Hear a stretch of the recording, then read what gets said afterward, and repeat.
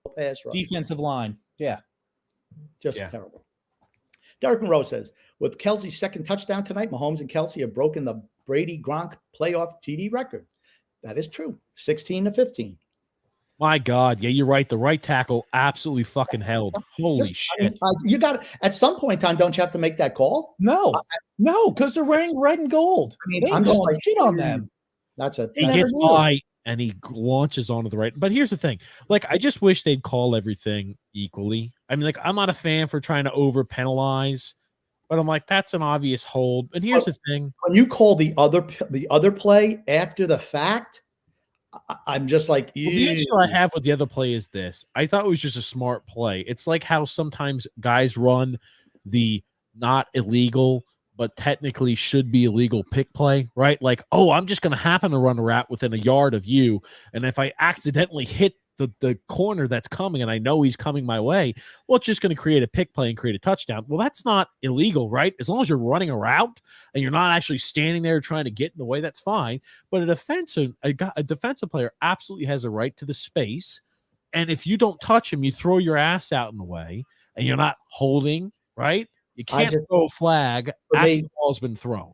For me, the fact that they threw the play 10 seconds after the play ended, that's the problem I have. Solely because Kermit cried. That's right. Because Kermit cried. I'm like, you can't. I'm sorry, you can't call that. You can't wait. If you throw it immediately, okay, that's the way you saw it. You can't wait 10 seconds and then throw it from all the way down. You just like doing a replay on an effing penalty. You can't replay penalties. I'm sorry, I can't do that. Joseph Seagrove. Anthony Rendon is funny. He's a comedian. We didn't know that. We know he has problems with fans. Yes. Talk about how the MLB season is too long when he cashed in and played 148 games the last 4 seasons. Well, I think that's pretty good. For him, maybe that is a long time because he's not able to do it. Well, let's give Anthony a little break.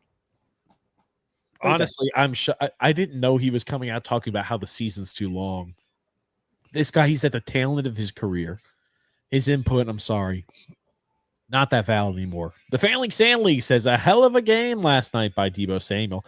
Had, a nice view of Brock Purdy leading the 49ers down the field and a game-winning drive from the sidelines in street clothes. X claims San Francisco can't win without Deebo. Weird. They're a much better team with Deebo than without Deebo. I don't know anybody who's going to argue that. And the team usually doesn't win games without him in the lineup, or they're not as lethal without him in the lineup. Without a Christian McCaffrey 39-yard touchdown run last night and another 6-yard touchdown run by Christian McCaffrey, they lose that game. And they had that. And 2 dropped interceptions by Turdy that Turdy threw. Yeah, they lose. They lose. For me, I think as long as he's ready, because I think they beat Detroit. I just can't. I don't think Detroit's good enough. Sorry. I think as long as they can get him back for the Super Bowl, they'll be okay. I really feel I feel they do need him. Oh my God. I feel they absolutely need him. If they want to win a Super Bowl, they have to have him, in my opinion. Okay. I feel they have to have him. Unless they play Baltimore, then it doesn't matter anyway. Baltimore's just too damn good. Baltimore beat the hell out of him when they played on that Monday. Is Stephon Diggs ever going to catch a pass? Hit him right in the hands. That's 2 drops. That's 2. I mean, right through his hands. Right. He gets paid a lot of money to catch those balls. Are the Bills in deep doo-doo? They weren't when you put this in, but now they are. Yes. Yeah. I've never seen the team underperform in big moments like they do. It's like they almost found a way to lose against the Steelers. They just. They've lost games against New England this year. They've lost a lot of games that they should have won this year due to poor coaching. That was a closely contested ball. I know you want Diggs to come down with that. Right to his hand. Maybe he shouldn't jump. Maybe he should just run and catch the ball right in his hand instead of stopping and jumping. He's trying to high point the football, my guy. Yeah, well, then get your hands up in the air as opposed to having them down at your waist. He's got to catch that ball. He's getting paid how much money a year? He's got to catch that ball. He had a fumble and 2 drops today. I'm sorry. Had a fumble too. First play of the game, he fumbled. Yeah, that's right. That's right. Again, Stephon Diggs is not a big game player either. I mean, change my mind on that one. If I'm the Bills, I'm getting rid of him and trying to get other assets. All right, you were going to have to get a number 1 wide receiver before you move him out. But here's the thing: you see him cry a lot. complaining about this and that, I'd be like, shut the hell up. You're a wide receiver. Well, sorry. Dawson Knox gets another low blow leg injury. Well, okay, Nick, you're allowed to tackle guys low. I don't know what you call Well, his name is X. Mr. X. You're allowed to tackle guys low. I don't know why that bothers you. I don't know why other teams don't do the same thing. He was down. He was absolutely down. But there's another injury to Buffalo. So God, they're fine. Holy fuck. Football is a rough sport, ladies and gentlemen. You're going to have players that get injured and banged up. That's simple. My goodness. Okay. It's me and I see Travis Kelce's running. I'm torpedoing him right in the shin every single play. Every time he gets the ball, right for his kneecap. Can we continue every time he gets the ball. Can we continue with the comments? Every single time. X? So right for his X knee. Comments, please, X. Grumpy, which quarterback has the best winning percentage in NFL player in his history? I don't know. I'm sure there's some quarterbacks who probably have 1,000% winning percentage. Who have one game played and never played another one. I don't know. So I don't know. Probably a lot of them have with that.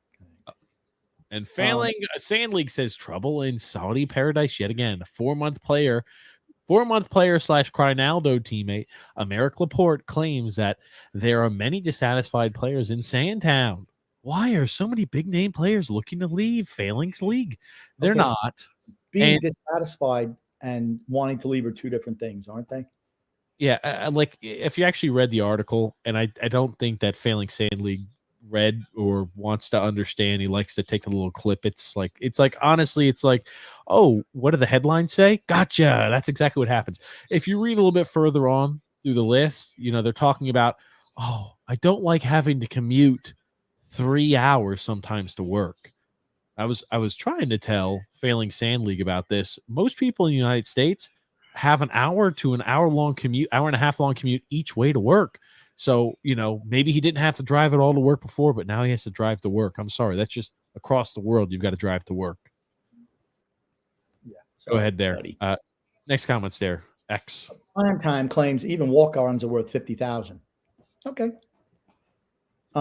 Vinicius remade the Maradona hand of God goal. What a joke. It was a shoulder. It was a chicken wing goal. Yep. Now, I couldn't tell if that went off the other guy or went off Vinicius.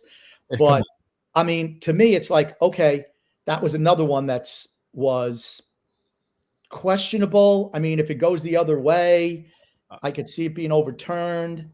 I don't know. I'm shocked that was not called dogpiling there after the whistle. Roughing the quarterback. Absolutely, because that's another late hit. I mean, he smoked Diggs. Well, they're not going to throw a flag. No, Josh Allen, absolutely. If that was Mahomes, because that whistle was blowing, they push him back and then they throw him down to the ground. That's easily 15. And that's hitting a defenseless receiver right there. Absolutely is. No call. No. He's got his back turned. I definitely think, Grumpy, I'm not going to agree with you on this. I definitely think he hit it in with his elbow, and that's fine. But that's why VAR is supposed to be there to prevent things like that. But they got screwed over. I will tell you. Did Messi score a goal with his hand also? Yes, he did. Yeah. Yep. Yeah. I mean, who cares? The thing I want to say now, Cristiano Ronaldo, my gosh, what the hell is his name?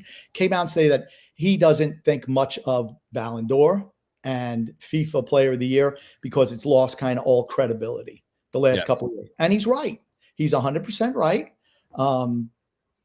I mean, then you hear some of the coaches who voted for Messi for the FIFA thing of the year. They thought that the World Cup was included in last year. They didn't realize multiple people did. They said a lot of people thought that. I'm like, dude, that was held in 2022. I mean, I don't understand why they thought that, but maybe they just don't know. But he said they would have changed their votes if they knew that. Well, I mean, come on. Greg Prado says, gentlemen, Grumpy, I just messaged TJ a video interview I recently did with the guitarist from a band you particularly fancy, Alex Lifeson from Rush. I dare you to watch and enjoy. Well, TJ won't be watching it, that's for certain. I was about to say, I noticed, I see here the lovely Greg Prado, Grumpy on the end. Hold on, I'll pull up the picture of him. I see an image of him. Oh, Grumpy, tell me if you recognize this fella. Tell me if you recognize this fella, Grump. It's Greg Prado. He's got himself his Phil's Facts attire on, Grumpy. Look at this. He's got his hair combed. He's got gel in his hair, Grumpy. Look at this. Look at this. Greg pulled out all the bells and whistles there for that interview. Greg, you're looking sharp. Looking sharp. He's got the shave all done. He's looking sharp, grumpy old man. I'll send you the link to it afterwards. It's a good, I'm sure it's a good interview there, Grumpy. I'll send to you. Failing Sand League, grumpy old man. Lane Train Kiffin putting Ohio State on blast with a tweet about them spending over $13 million in NIL money. I don't see what the problem with the NIL money is. It's the way it is now. They are trying to come to some type of an agreement. I think they want to get the government involved. That's always a mistake. Yikes. But they want to get the government involved to limit the amount of NIL money or to limit the amount of transfers. I'm fine with them limiting the amount of transfers you get. I told you that was coming, though, because here's the thing. All these schools care about is making money. They don't care about the kids, don't care about the fan, don't care about anything. Just give us our money. That's all they care about. Yeah, I don't care. You know what? The NIL deals, as I told you to begin with, is no way in hell it's going to promote equitable. That's what they said. Oh, it creates better equity amongst our football teams. No, it doesn't. The teams with the biggest fan base and biggest fan bases, and the biggest amount of donor group is going to always be the best team. Yep. The ones that can spend the most money. I know that Joe Brady is thinking about getting interviews with other teams. He's the offensive coordinator for Buffalo. If I'm a team looking at him, I'd cancel those interviews right now. What's wrong, Grumpy? What do they do? It's just stupid play calling. Just stupid play calling. What do you just again? We're just running into just run. I mean, come on, they're fellas. trying to make sure they utilize the clock and try to win at the end. That's what they're going to do, Grump.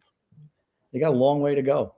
Goon. There's 4 minutes and 10 seconds, and if you notice, it's actually 3 minutes and 37 seconds. Actually, I'm behind, so there's even less time than that. I don't know if you noticed this, Grumpy, but every single time they snap the ball, they're taking the full 40 seconds. There's a reason they're doing that, because they want to score the touchdown right at the end to beat them. Well, they need a field goal. Field goal ties the game. Yep, and they're going to score the touchdown, perhaps to win. I'll tell you, this is Steve Spagnuolo. You talk about a freaking blast from the past. Anytime I see him, I think of like the peak Giants, the peak Giant days, back when they were winning Super Bowls with Steve Spagnuolo at defensive coordinator. Oh, man, the good old days for the Giants, Grump. Gungun says, Sunex, what exactly are your thoughts on the hiring of Patty Roy as Islanders coach? Yeah, Grumpy, what do you think? Or X, what do you think about Patty Roy? Patty Wah. I think it's good. They needed to change the coach. They were playing like dog doo-doo, so definitely needed to change. Now, if they can only get rid of the general manager, they'll be in good shape. There you go. X. Look at this. X is like he's starring the comments and knows exactly. Whoa! You think you would learn something about hockey just by doing the comments, X. I know you don't watch any games. But hey, I'm just going based off of what people say. There you go. Derek Monroe says here, Lamar Jackson has the best weapons of his career, according to X, and he's only thrown for, more than 150 yards in a playoff game. I don't think much of them. You're going to play teams that are better at keeping quarterbacks in the pocket. Good luck when that happens, and good luck when you're not able to get out to an early lead, because again, eventually that's going to happen, and you're going to be like, oh my gosh, Lamar Jackson, why wasn't he able to do it? It's because everything has to go exactly the way it needs to be structured in order for him to be successful. We go to the next comment, though, X. Weren't they down in the Ravens game? No. The Ravens, weren't they down against the Texans? No. 3-0 or whatever. I think the Ravens took the lead at the very beginning and never looked back. Yeah, the closest the Texans got to tie. Yeah. Okay, that's right. Yeah, 3-0 is not like oh gosh, we got to worry about that. I'll just comment on this. This is the best set of weapons that Lamar Jackson's ever had in his career. And once Mark Andrews comes back, another one of his really good weapons who he hasn't had, I think you'll see he'll be throwing the ball a little bit more. All righty. Failing Sand League. Give Jordan Love credit. He did what Rodgers did in Green Bay against San Francisco in the playoffs. He played pretty decent before that across the body interception at the end. Saw where Green Bay is going to pay him. Good. Yeah, they're not letting him go. I mean, you find yourself a quarterback who you think can be good for a number of years. Yeah, absolutely sign him. It's the most important position in sports. Just is. Well, as we had discussed earlier, and I think you had talked about it a couple podcasts ago, Grump, they're going to be screwed once all these guys come contract time. Well, yeah, because they're all going to come up at the same time. Yep. But you know what? Then maybe you move some guys, or maybe some guys tail off. You replace other guys. I mean, there's certainly ways around it without a doubt. Gotta be smart. Yep. Joseph C. He didn't need to throw for more than 150 yards yesterday. Not when you throw for two touchdowns and run for 2 more. Exactly. That was my point. They didn't need to. They just did what they've done all year. Just dominate teams on the ground, through the air, and defensively. They're good. And that's the thing. When you're up by 21 points in the fourth quarter, you're not throwing the ball anymore. You're running. We'll wait. Continue along there, Grump. Rex. Goon. What do you think Lane Lambert's doing right now? Milking the cow? I don't know what he's doing. Don't know. Yeah, I don't know either. I assume he's probably going to take the rest of the year off, and then maybe he'll try to join Nashville's staff. Yeah. Johnny Mack says Baltimore 49ers Super Bowl. Well, TX, don't you have something to tell us about that? Yes, there was actually a news station went ahead and released all the people who are going to be singing in the Super Bowl. And the people on the newsreel said that it's going to be the Super Bowl that the Ravens are playing the 49ers in, which I thought was just funny. And people were saying that they released the script. People have always talked about like the color match. Oh, okay. They've been doing this colors behind the Super Bowl numbers for 3 years, and every year, the primary colors behind it are the teams that make the finals, and it's purple and this dark maroon or dark red / maroon. So it means that it's going to be the 49ers and the Ravens. What is it, Grumpy, that you're rubbing your eyes for? Sometimes my eyes get a little itchy. That's all. Can't control what happened. Why don't you just tell us what you're upset about in the game? 3rd and 9. Okay. The defensive guy pushed the offensive tackle into Allen. He was a throw in, which took a little steam off it. Guy was wide open. The end zone didn't get there. All righty. Next comment, please. Johnny Mack says, Grump, Auburn basketball with another big win will be top 10. There it is. They're playing good this year. They're playing well. Goon, Grumpy. Am I doing the right or wrong thing by choosing to watch the Islanders over the NFL this season? That's the wrong. Yeah. Grumpy, care to sing? You've seen enough of the Islanders. The Islanders are due.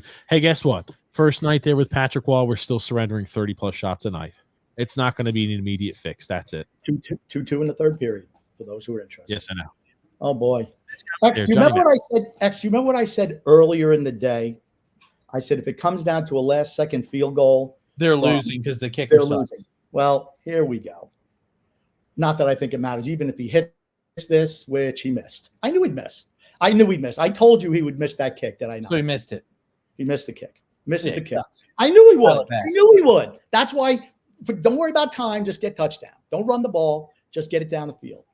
And they lose. Buffalo loses because their field goal kicker has not been able to execute all postseason. He missed how many kicks against Pittsburgh? He looks like he was going to miss everything today, and he misses plenty long. He missed it by 15 feet. He missed that kick by 15 feet. Okay. Johnny Mack says, Islanders picking the right game to bring in a new coach, back-to-back games. And 3 out of 4, Johnny Mack. It's even better than back-to-back. 3 out of 4. Yep. Playing the third game in 4 nights. Freedom Fun Adventure. Grumpy X. And has TJ always been attracted to the bizarre, or is this recent? No idea his obsession with Phil, but the entire audience is waiting for an apology for the crap you took on the living room floor. There it is. I do it on a consistent basis. Let's continue along there, X. I don't even know what that meant. Freedom Fun Adventure. Says Romanov, what a goal. Islanders playing better as expected, and I like the raw hire, but I will never trust the cul-de-sac crew. I count 6 to 7 forwards that are part of the problem. I still can't believe Tyler Bass missed that kick. He sucks. I knew he would miss that kick. I knew he'd miss the kick. Sean McDermott should be fired tomorrow. Absolutely should. Nope, he should lose his job 100%. Goon says Islanders have missed several wide open nets tonight. Bad habits are hard to break. How much more can Phil's facts take? Well, guess what? When he is not on Twitter anymore, I don't know what he's going to do. He's going to have to take it for a year. Druell is flying his way to Japan. He's over there flying to Japan. He just sent me a little picture there. But Joseph C. Grump. This is Lamar's legacy season, though, in my opinion, he's going to win his second MVP, and it's time for him to at least make a Super Bowl. Yeah, I think Baltimore is just too good. I just think they're too good. They've been the best team in the league. Pacheco just broke how many tackles to stop? It would have been a 3-yard gain to make it a 9-yard gain. It doesn't matter. They weren't winning the game. It doesn't matter. They got the first down games. It doesn't matter. There you go. Let's continue. Can't convert Freedom Fund Adventure says, X, why do you have a Dallas Stars jersey? What's the deal?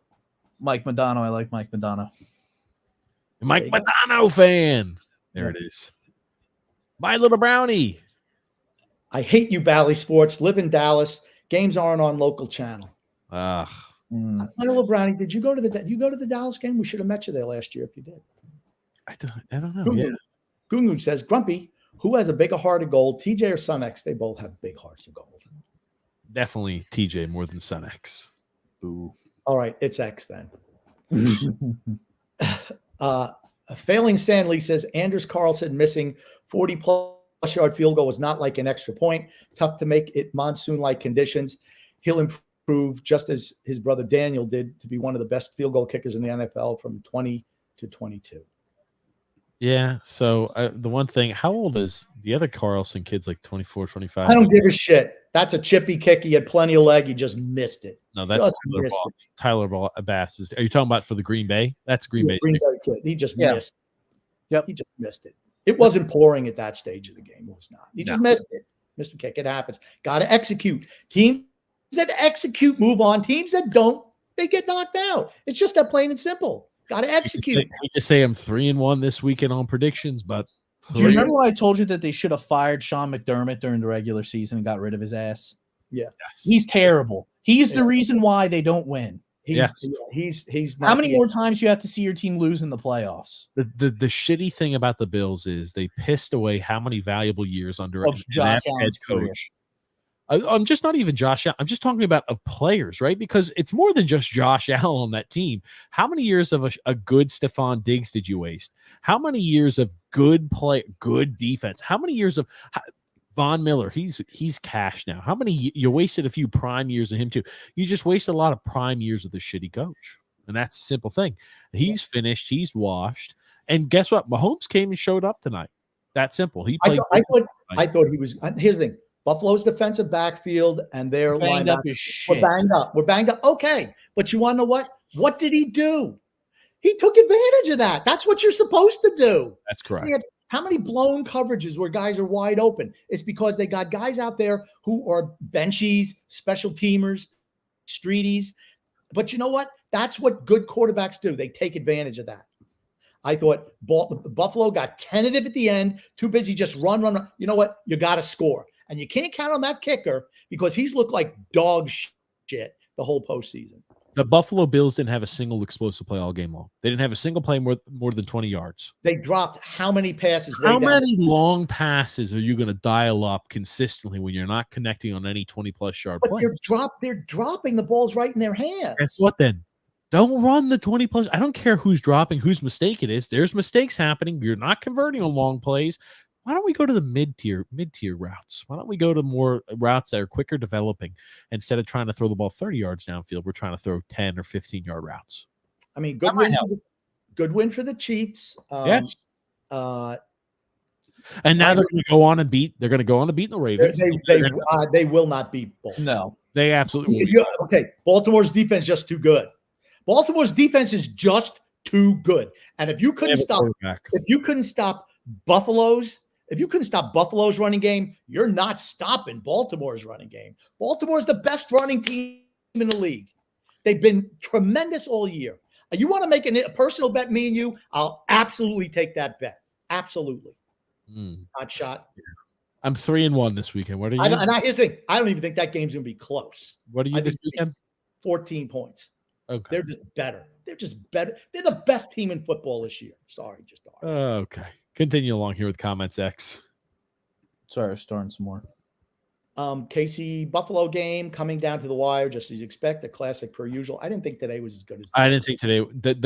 I'd say the classic game absolutely was the first one where it went to overtime, or the one where they lost right before over. That was. You mean where McDermott fucked up again and allowed them to drive down the field in 15 seconds? 14 seconds. You let him drive, and you're calling timeouts. I'm like, oh, dude, what are you doing? He gave it. And that's Sean McDermott, though. He cost players win games, coaches lose them. Do you think? Do we think Sean McDermott will be fired? No. Yes. Yeah. Josh Allen should request a trade if he doesn't get fired. Sean McDermott will be fired. Absolutely. He's not going to request a trade. He'll be fired tomorrow. I don't think he gets canned. He's not getting fired. They're cool with sucking and failure. They need, I think, they missed an awful lot of players. That they got I think they had 6 or 7 guys get injured in that Pittsburgh game, and it cost them today. It absolutely cost them today. I will say the one odd thing that I didn't understand is why they made them play Monday. Oh, yeah, I mean, I guess a snowstorm, but I don't know. Okay, they absolutely didn't need to do that because the field was fine. I mean, I think they wanted, I'm not saying it was for Kansas City, probably was. They probably thought about that. But I think they wanted 3 days of doubleheaders. That's what I think they wanted. That's what they wanted. Because, look, they didn't even put it at 1 o'clock in the afternoon. They put it 4:30. So 4:30, then the Monday night game. They did that for 3 days. That's what they wanted. Greedy pigs, the NFL. Next, please. Hold on. I'm starting comments. Okay. All righty. What's up, Frank? Says, how are you, buddy? Joseph Hello, C. Grumpy old man. That's a young team in Green Bay. They'll be back. Yeah, I think they've done a nice job turning that roster over. They had a great draft last year. Really good. Freedom Fun Venture says, TJ, switch to the beanie. The white hat with white skin and black shirt is not a good look.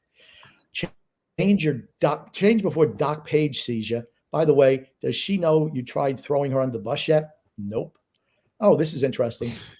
Sean McDermott's playoff resume, wild card loss, division round loss, division round loss, division round loss, division round loss, division round loss. I don't know how you keep a guy like that. Here's the thing. They've had the best quarterback that franchise has had since Joe Kelly. This is a guy who's Jim Kelly, switching up sports. But best quarterback they've had since Jim Kelly. And I'd say, right, Josh Allen's probably going to be one of those guys, if he stays healthy enough, will be one of those Hall of Fame caliber quarterbacks. And here they are squandering his entire career away with an inept head coach. It's that simple. Yeah. It's like the same thing like we talked about with the Chargers. Oh man, Herbert can't win. They're not that good. That's why Tua's better. They didn't have a legitimate coach, and this guy has been masquerading as an average coach. And to be honest with you, they need more than just an average coach if they want to try to win a Super Bowl. Before this, he was defensive coordinator for your Carolina Panthers. Yep. And look at how average he's been since. Joseph. Okay. Imagine the Commanders had McVay, Shanahan, and LaFleur on their coaching staff and hired none of them. That's why they're the Washington, formerly Redskin Commanders. Yep. James Farrell said, "You guys see Raw's practice? I wonder if that's going to get old like him, screening, slamming the stick, etc." He says it's 180 night and day difference. I don't know what he was like before, but it didn't look like it was anything different from what I've seen previously. Yelling and screaming only works for so long. Yeah. And eventually that wears off too. Eventually you got to take a hard, long look at the actual players in the room. It's the players. It's the players on the team. Period. End of sentence, end story. How many coaches do you have to get fired? Barry Trotz, Hall of Fame type coach, right? At the end of the day, he'll probably make the Hall of Fame. They quit on him. Yep. Lane Lambert quit on him. They're just comfortable. They all get long-term, and that's a GM's fault. He enables the country club atmosphere just by re-signing everyone to long-term deals in their 30s. That's what he does. James Farrell says, just heard Phil's facts. It's Phil's fiction, saying that it was Sorokin's fault giving up that goal. Well, that's what Phil always says.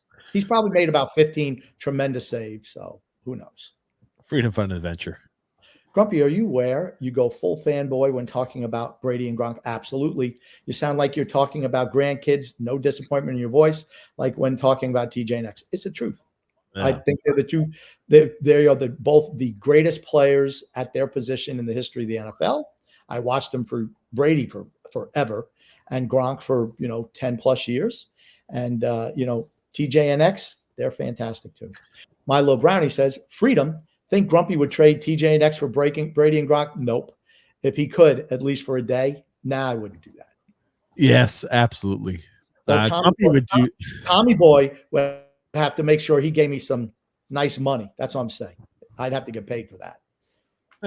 Freedom Fun Adventure says, Milo Brownie, Grumpy would do that deal so fast. He would trade first-round picks for the next 15 years. Cases, if grape drink, his fridge, his house, the warden. Wow. Wow. He'll trade the warden. Well, here's the thing: the ward does everything for the Grumpy, so I'm not sure how much Grumpy would have to make sure that somebody else could fill the warden spot then to take care of all. Tommy could just hire somebody to do all that stuff. Yeah, that's right. Okay, James F. He says, as a Raiders fan, I don't want the Chiefs playing in my stadium for the Super Bowl. Don't worry, they're not. They will. And absolutely not. Gungun says, who should we take more seriously, Phil's facts or we hooping? We hooping. Oh my God, that's the one negative about Baltimore is that the Baltimore. We're gonna win the Super Bowl. Grumpy, who should we take more serious? Yeah, you're not gonna answer. You're too busy watching fucking TV. Answer the question, Grump. Come on. I don't take either of them seriously. Okay. Right. Frank says, TJ, the fashion expert. Did you get that look from GQ magazine? I did get this look from GQ magazine. How did you guess? Frank says he'd trade them for a picture of Gronk and Brady. Oh, wow, that's true. Bold. That's a bold statement. And that flag was definitely late, but it was for sure a pass interference. Okay, Andrew, listen to me. With all the shit they let go, you can't call that, and you absolutely can't call it late. You cannot wait. You cannot wait to throw it. That's not why they lost the game. It didn't make an impact on the game. I just want it. Yeah, I mean, Buffalo had their chance. Their kicker couldn't hit a field goal. A field with the wind at his back. Every kick he kicked all postseason was like this. Zoo, zoo, zoo, zoo. I'm like, hire somebody else. And he's like this on side. Nobody said to him, hey, Tyler Best, it's okay. Nobody went over to him. They're like, man, you suck. He'd be the first guy cut. Number one. Ungun says, what will Jackson Mahomes do tonight to celebrate? Probably assault another woman. Sexually harass some woman in her own club. Make her lose her club. And then who knows what else he does. Andrew Wells says, the guy hit Rice finishing his route. He would have caught that ball, but was slowed down from the hit. I'm not sure what this is pertaining to. On the pass interference. Bullshit. You're wrong. You're 100% wrong. He was standing there. He ran into the guy. He ran into that. You can't call that. You know what it reminds me of? It's like in basketball when you see a defender kind of trying to work his way to the ball and you kind of move in his way. Now, in basketball, you can't do that, but in football, you can. It's not a big deal. So it was so late. The flag was so late. And it was only after Mahomes complained. That's the problem I had. If you throw it immediately, okay, that's what you saw. When you're waiting 10 seconds to throw a flag, that's a problem. That's a problem. Sorry. Failing Sand League says Buffalo linebacker lowered his elbow into Rice on the offensive PI, take the blinders off. Okay, all I'm saying, if we want to pull up every single defensive play that Kansas City does, they're always holding. I mean, always holding. All the time, yanking on the shirt all the time. That's what they do. That's how they teach them to play defense there. The bomb down the field on third down that they threw to the left side, guys, the wide receiver was grabbed during his route. Grabbed and moved, and he had to come back and try and adjust and make a super catch. No call. That's pass interference. See, you can't have it both ways. Frank says he hit the guy before the pass was thrown, not PI. F the Chiefs and the Taylor Swift bullshit. That's right. He hit the guy before the pay. Yeah, I mean, I'm going to tell you one thing. I think the calls are going to be even more in the favor of the Chiefs. Baltimore's too physical. Baltimore's just too physical. Baltimore's going to beat the living hell. Travis Kelce, let me tell you, Travis Kelce going to have 5 catches for 30 yards next week, and he's going to get beat up. He's going to get beat up. They know who to take out. Yep. They just shut the other team down. They are really good. Gungun says, and the one thing about them, they hit hard, very hard. Every single one. You have 5, 6, 7 guys jumping on you to get you down. They smack the shit out of you. They're absolutely dialed in. Watch out. You might get a few 15-yard unnecessary roughness calls. They'll take it if they can take them out of the game. That's okay. You know what they should do? Fine. Mahomes, you want to do that little dump? I'm going to run you into the wall over here. Oh, well, I'll take 15. That's all right. Sometimes you got to take that 15-yarder, show them who the boss is. Here's the thing. I've never liked the Ravens. I don't like the Ravens. I've never liked them, but they're really damn good this year. Gungun says, how will the Jets do next year? Should there be fear? Now, supposedly the Jets said they are absolutely going to go out and get a big-time wide receiver. That's Devontae Adams. Devontae Adams. Wonder what they need to give up to get him. Not a lot. He's 30, 31. He's finished. He is not the same guy. He don't have the wheels. I was talking to Andy Francis, and he's like, "Oh man, he still had 103 receptions." I'm like, I don't care. Devontae Adams is not the same guy he was 2-3 years ago. He doesn't have the wheels anymore. He just doesn't have the wheels anymore. He's more of a possession guy now. That's what he is. Green in front of adventure. Same Chiefs tackle was holding like a mofo during the Dolphins game. Video of him holding blatantly right in front of the refs.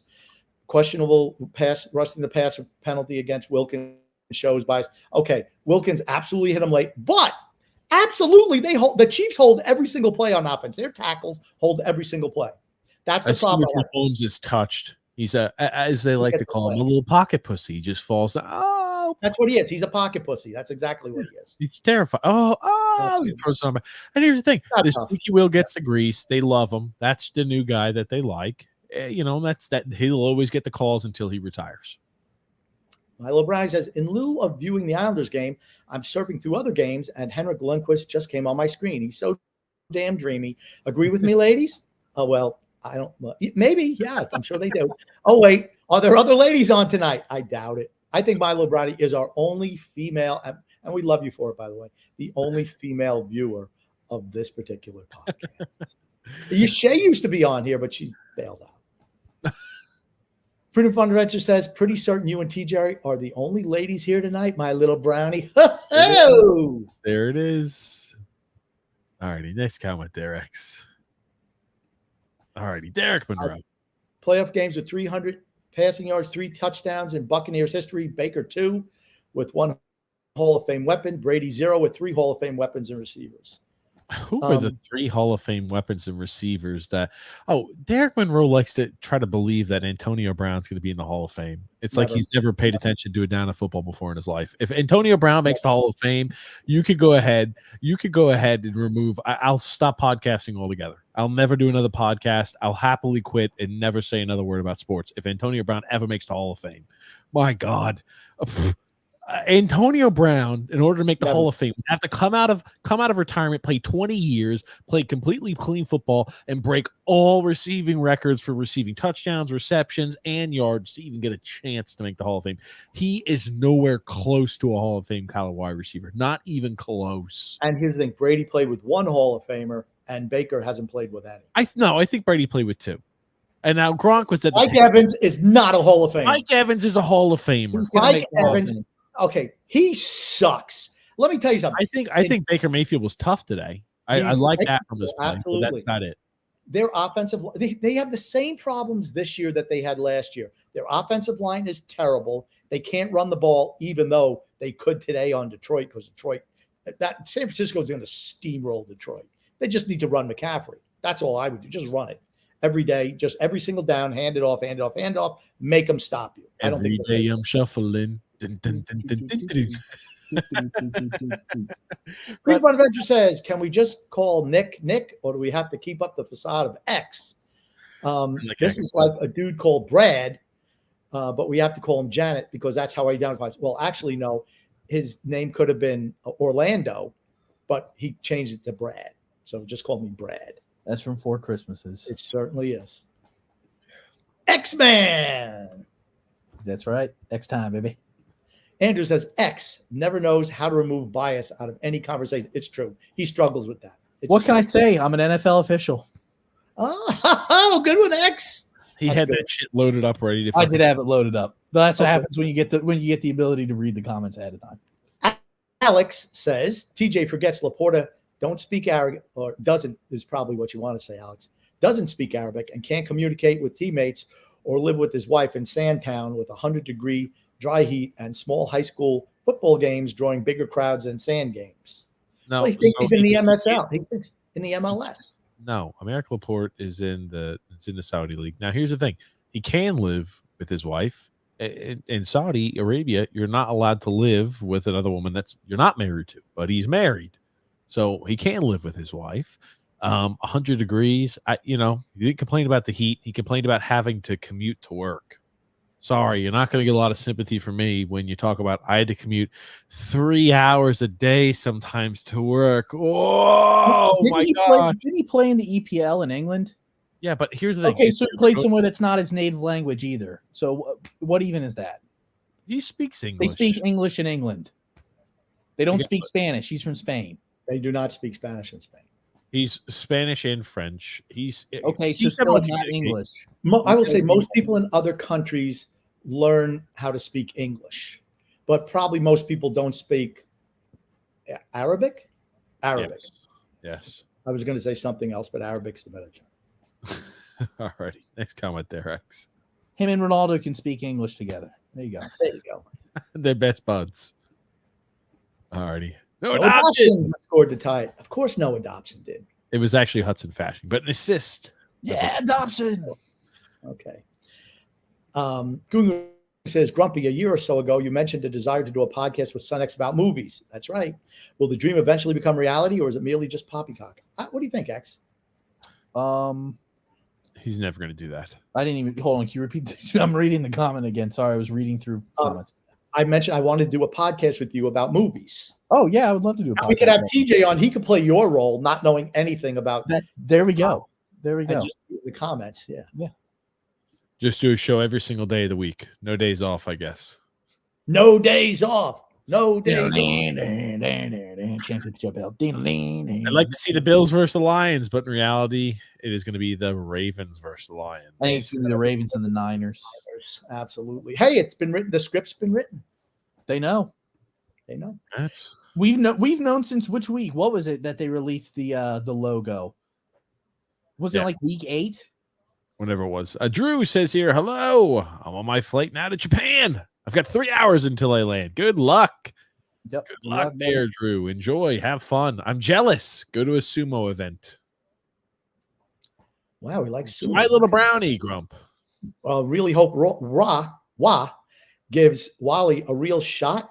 Even if he makes mistakes, he's not going to learn otherwise. I just think it's over for him. I did too, unfortunately. I hope he does give him a shot, but I don't know if he will. Yeah. And Will says, I don't even like the Chiefs, but it's awesome seeing Sun X be so salty when he doesn't get his way in sports. What can I say? I'm here to entertain. There you go. He's here. It's funny. I get text messages from friends. He's like, and they're like, I swear if the Chiefs make the Super Bowl, I'm not going to watch. It's going to be a slob fest all over Mahomes and Taylor Swift. Yeah, it's going to be unwatchable. That's true. I will say, my God, it's going to be bad. So, if that's the case, I will not be tuning in. I firmly believe they want the Chiefs in the Super Bowl because all the Swifties now get all excited. Oh my gosh, it's Taylor Swift. Oh, we're so excited. Wait, hold on. Usher and some other. Oh, we got to watch the halftime. Oh gosh, yeah. Drew says, once again, I only got one of my player predictions wrong. Another great week. Same with me, Drew. Same here, buddy. The Islanders and Dallas Stars are going to overtime. The Islanders have conceded 42 shots against tonight. So good to see we're playing defense, baby. Let's play some D. Drew L., grumpy old man. To be honest, at this point, Mahomes is Josh Allen's dad. No, he's Sean McDermott's dad. I think it's 4-3, isn't it? In games, 4-3. The only thing, honestly, that matters to me is playoffs. Yeah, playoffs. In my opinion, playoffs is the only thing that matters. And he loses every time in the playoffs. Yep. Well, I think it's due to the coach. It's due to the moron that they have. Josh Allen was great today. Allen was the moron that they have in charge. It's the guy in charge. Coaches lose games. Sorry. Andrew says, so what's the argument about Mahomes playing on the road? That's his first game he's ever played on the road. That's in his 16 games. That's the first one he's ever played on the road. 16 plays. And he won due to a moron at the helm. I'll be interested to see how he plays against Baltimore. I'm not going to say that. I'm not saying that. The Chiefs deserve to win because Buffalo dropped. They didn't execute at big time. The Chiefs You can't hit a field. You can't hit a field goal like that where you miss it by 15 feet. I'm sorry, you can't. That's your whole job is kicking it through the uprights. You got to be able to kick the ball through the uprights. So do you think it's more so that the Chiefs deserve to win or the Bills lost the game? I think the Bills lost today. The Bills lost the game. They absolutely did. I thought Mahomes played well, but the Bills lost today's game. It doesn't matter. I thought the Chiefs defense came in up big at the end of the game. They got conservative. Buffalo got conservative in the fourth quarter. They just absolutely did, and I think it cost them. I think the entire second half they played lackluster football. Look at the amount of points and look at the movement they had of the ball. It wasn't that good. and that's why they lost. Second half, they were they were the inferior team. They went to run, pass. They became really predictable on offense, and that's on the coaching staff. But you know what? That's all part of the game. Sorry, just is. Next comment, please. Milo Bryan says, I was in Florida for last year's matchup, but I've got my ticks for the Islander Stars game, which you guys were going.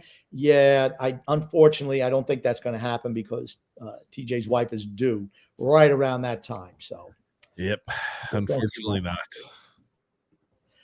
Drew says, X, we're going to make ourselves a little pact here. Next time Phil comes on the Islanders Never Say Die podcast, you should show all the comments of me roasting Phil. It'll make the episode more entertaining. I think that's a great idea. Okay, because I didn't know. Like, I don't know. I felt bad at the comments roasting Phil. Yeah, he didn't want to roast Phil. But like I said, because X has got a good heart. If I know that it's free reign now, I will absolutely put them up because I'm sitting in the background chuckling to myself reading them. How many comments are roasting Phil last night? X? A lot. There's always a lot whenever he's on the show, and then even when he's not on the show, there's comments. Wow, the Islanders! Bo Horvat scored in overtime. We won again in overtime. Woohoo! Breakaway. I mean, like, here's the thing. We played a team on the third. We gave up how many shots? 30, 45 shots tonight. Yeah, it does. Like I said, you expected them to win today. I'm shocked that we only won in overtime and we still conceded 45 fucking shots on that. I mean, but honestly, yeah, but look at it this way. You had Dallas on a road trip, third game in 4 nights. Here you go, Grumpy. Here's one for you. Most wins in playoff history before turning 30. Mahomes just set with number 13 tonight with a year and 2 games left to add on. Another Brady stat that goes down tonight, gentlemen. Enjoy the statement. That's fine. You want to know what, though, Derek? How many times did Mahomes beat Brady in the playoffs? Never. Never. How many times is he going to beat Brady? Never. What's his winning percentage against Brady? 0. What's Tom Brady's winning percentage against him in the playoffs? 1,000% every time. Now, that's somebody's daddy. Tom Brady was Patrick Mahomes' daddy. He was his little bitch boy. That's what he is. Sorry. Hate to tell you. And they were favorites in both games. The underdog beat the favorite not once, but twice. Sorry. That's true. Sorry. And here's the thing. Brady wasn't even a starting quarterback until he was, 24 years old? I mean, 24, 25. So, played a lot more games, too, before the age of 30. Mahomes is not in the same stratosphere as Brady. Not even on the same. I don't even really entertain that. Okay. Not even in the same universe. Not even in the same galaxy. I'm not a Tom Brady guy, and I'm not a New England Patriots guy, and I'm not a Tampa Bay Buccaneer guy, but it's not even close. I don't understand. I am, and it's even further than that. Let's continue along here, X. NFL wins today, says Drew. They got more Taylor Swift footage. I just had a feeling the Chiefs would win this game despite Buffalo being the better team. It's so rigged. Yes. No. Okay. Buffalo. It's absolutely rigged. Okay, but Buffalo was the better team for certain. But you know what? They couldn't execute plays at the end of the game. Just couldn't do it, and that's why they lost. Just that plain and simple. They didn't execute. Kansas City did. Kansas City tried to lose the game. Where was Buffalo's bailout call on third down when they throw an incomplete pass down? It didn't have an impact on the game. Keep moving. It doesn't matter. It doesn't matter. All the guy do is hit a field goal. Couldn't do it. And the second half, they fucking played like shit. The play calling was miserable. I mean, they didn't get a sustained drive to save their life. And the last drive they came in with no fucking points. You don't deserve to win games when you do stupid shit like that. You're not the deserving team to win. Their play calling down the end of the game was really dumb. Really dumb. They got the ball with 8.5 minutes left, and they tried to run out the clock. You know what? Throw the ball. I don't care. Throw the ball on first down, get 4 or 5 yards. You can't be going. I mean, they know they're stacking up the run. You're starting 2nd and 14, 2nd and 10, 2nd and 11. You can't do that. Just can't do it. You got to mix it up. They stopped doing that. That's why they lost. Andrew L says, Adam Henry, 2 goals tonight against the Rangers. Maybe the Rangers will pick him up. We're going to trade for him. Frank says, Mahomes, the freaking crybaby. Cry, little baby, cry. Cry, baby, cry. He is a little whingy bitch. Meet at the creek says overthinking, overanalyzing equals the Bills coaching staff. Bingo. That's it. They beat the coach. Players win games, coaches lose them. Just that simple.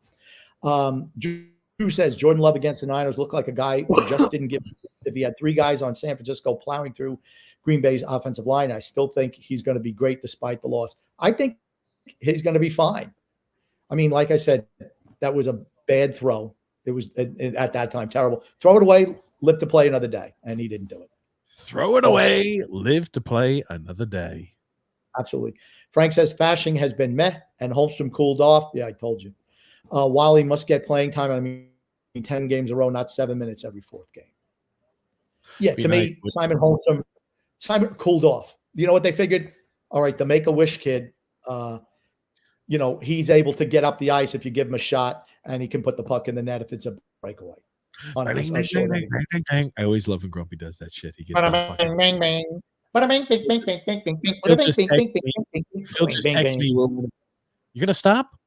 Phil just texted me we're going to win the cup. Phil. He's fucking lost his mind. Hey, text while you can, Phil. It's going to be over pretty soon.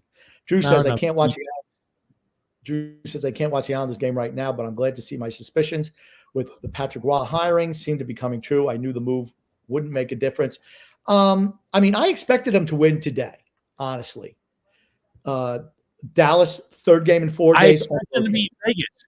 I expect them to be Vegas too, because Vegas is going to be the same situation. They're going to be playing their 3rd game in 4 days. We have a brand new coach. You're never going to see more effort out of this Islanders crew and roster than when they're trying to make a brand new impression on a brand new coach that's from outside the organization.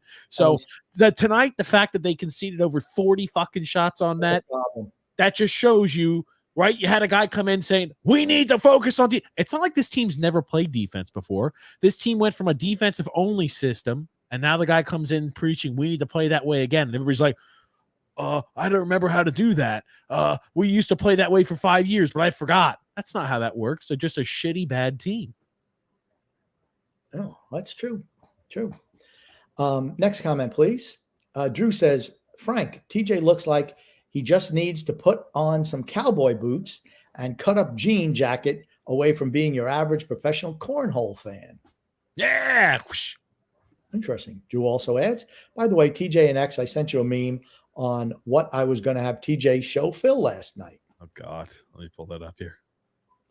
Johnny Mac says, X sucks at picking comments. Interesting. Sorry. Frank says the Islanders should have like 4 goals minimum. Well, but you know what? They're not that good offensively. This is he has to argue something just to fit his narratives, and he's not on Twitter where no one can press him.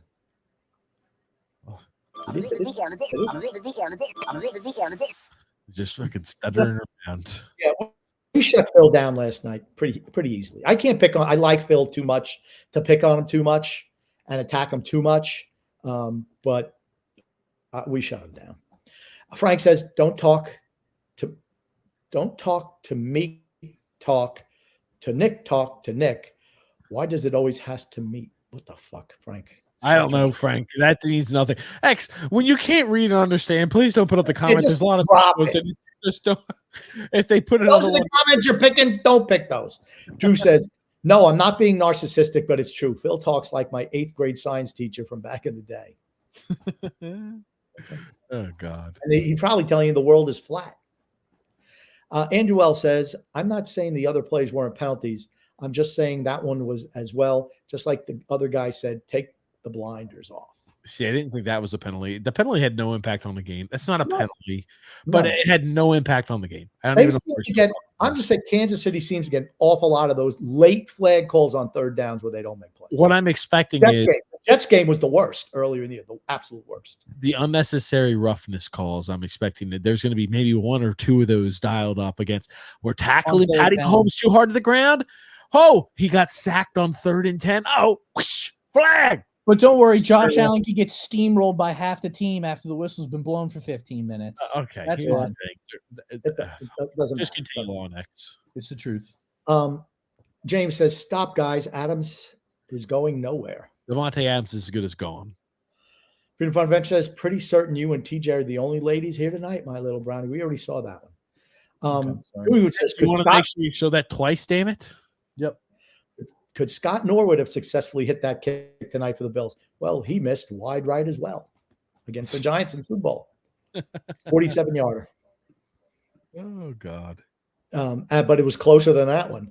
Drew says, watch Tyler Bass get Ray Finkled, a.k.a. cut from the team. Then he becomes a lunatic. He's been terrible all postseason, honestly. It's like, and I said X, right? Did I not say early on? I said, if it comes, it's going to come down to a last-second field goal, and this guy's going to miss. I knew he would.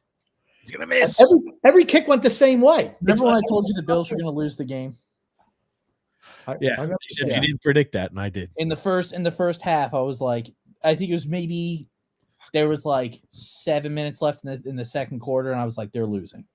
Here you go. Drew L says here, Antonio will make the Hall of Fame representing CTE with Chandler Jones right behind him. Yeah, he's not going to do that. Mahomes sure is a pocket pussy. Is that why he rushed for 600 more yards, career yards, than Brady with 17 less seasons played? You guys are mental. Brady's a different. Okay. Okay. Now here's the thing. You want to know what pocket pussy is? Instead of standing in there and taking a shot like Brady is, he runs away. That's what he does. He's a pocket pussy. He doesn't want to stay in the pocket. He's a pussy. Sorry. When is the last time you've ever seen Patrick Mahomes lower their shoulder to try to gain? Never. He tiptoes around the sidelines, and teams know they can't touch him. Otherwise, I would run him. I'd run him. I'd steamroll him. You want to tiptoe? Here's the thing, Tinkerbell. Smack it. I'll take the 15. Ray Lewis would have ended that guy's career in one game. Patrick Mahomes could not have played back in the day. And a lot of guys couldn't have played back in the day. Josh Allen could have. Josh Allen absolutely could have taken shots. Josh Allen could, because guess what? You ran back then. You got lit up. It's not like today. You paid the price when you ran the football. Absolutely. That's the reason why everybody stayed in the pocket, because you're going to get tiptoeing around the sidelines. You're getting your fucking ass lit up. There's none of that. Oh, we can't hit him too hard. We can't. Here's the thing. He's a pocket pussy because as soon as he gets touched, he throws his hands up looking for a call, like he's been, or he throws an incomplete pass on third down.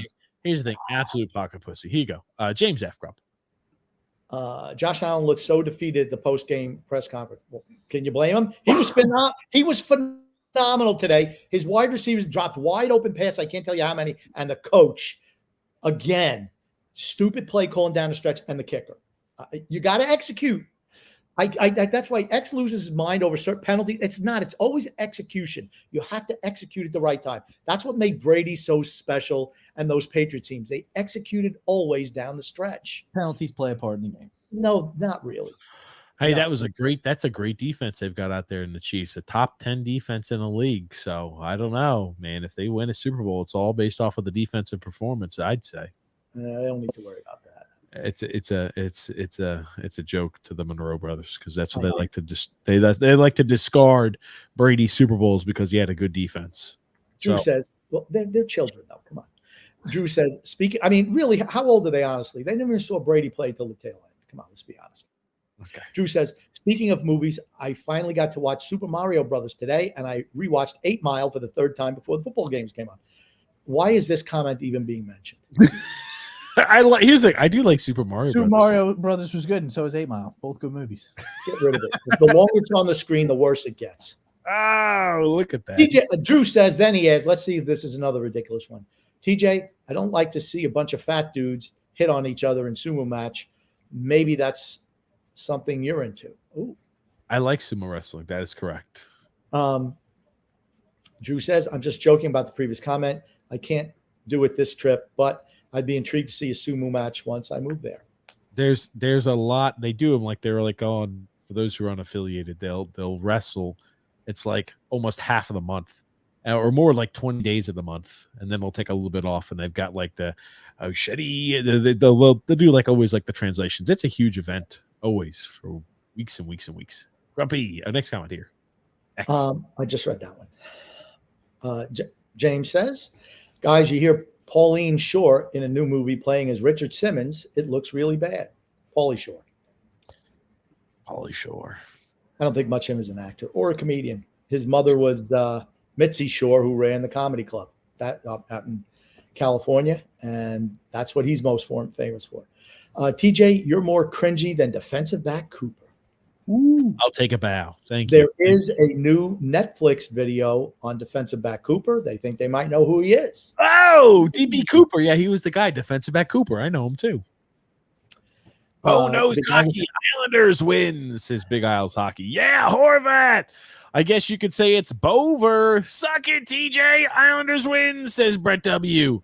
Frank says here, like I would buy his jersey that early unless he was a stud. You calling him Angelad, TJ, you're the Josh Bailey of aborts, or an aborts knowledge. Actually, that's an insult to Bailey. Ba-boom! Okay, there we go. Okay. Drew L. Grumpy. The Bills really haven't been the same since Brian Daboll left. Absolutely. The play calling there between Dorsey and McDermott. McDermott doesn't make the calls. It's Joe Brady. But he sucked too. He was at with the Panthers. He sucked too. Okay. There we go. Gumi says, what exactly does this Islanders win mean in the grand scheme of things? Are they back on track? Sun X, pick up the slack. TJ, I'll let you handle that one. This win means nothing. Absolutely nothing. And when we win, because we will win against Vegas, that will also mean nothing as well.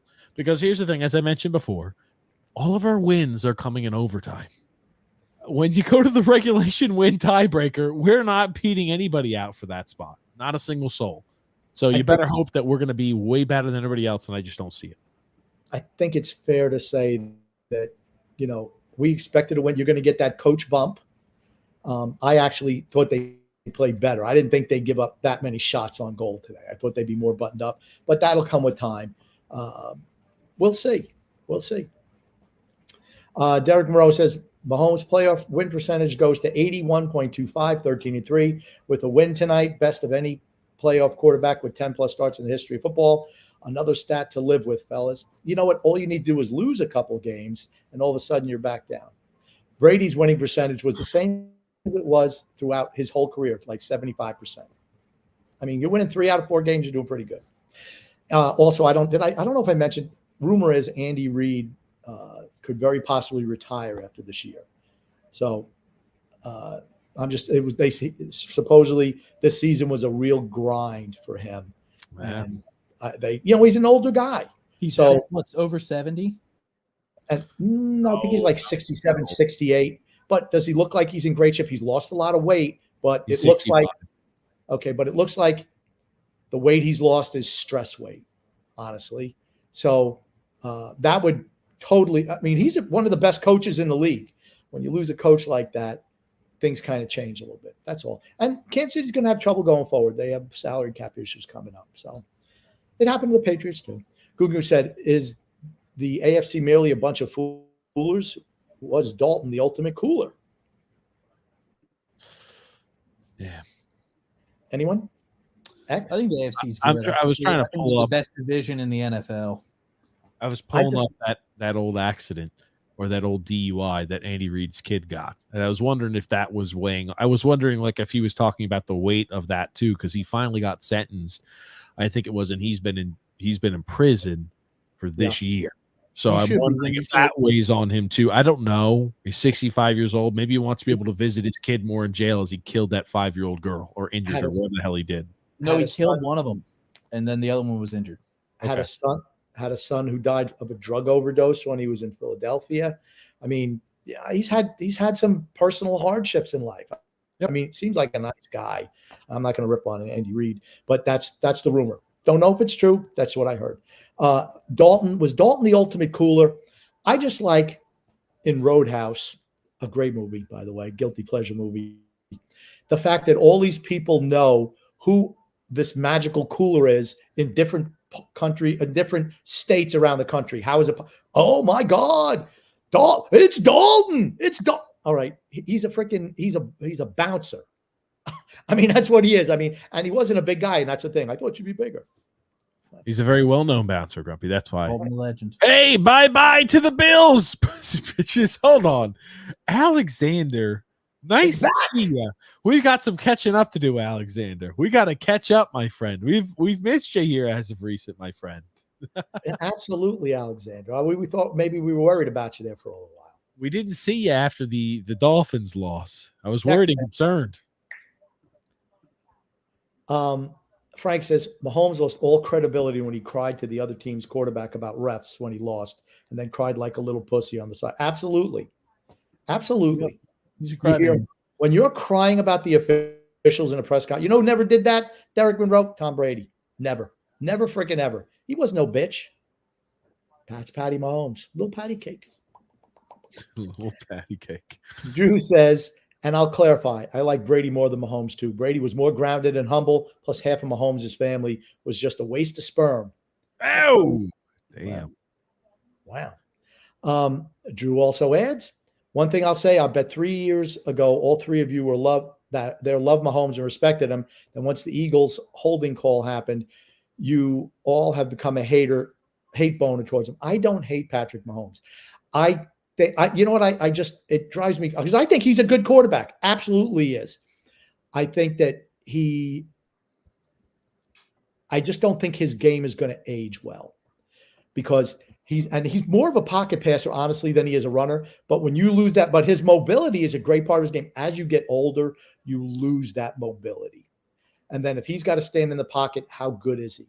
Remember, in that offense, he throws to spots. This year was a little bit different, but previously he was always throwing to spots.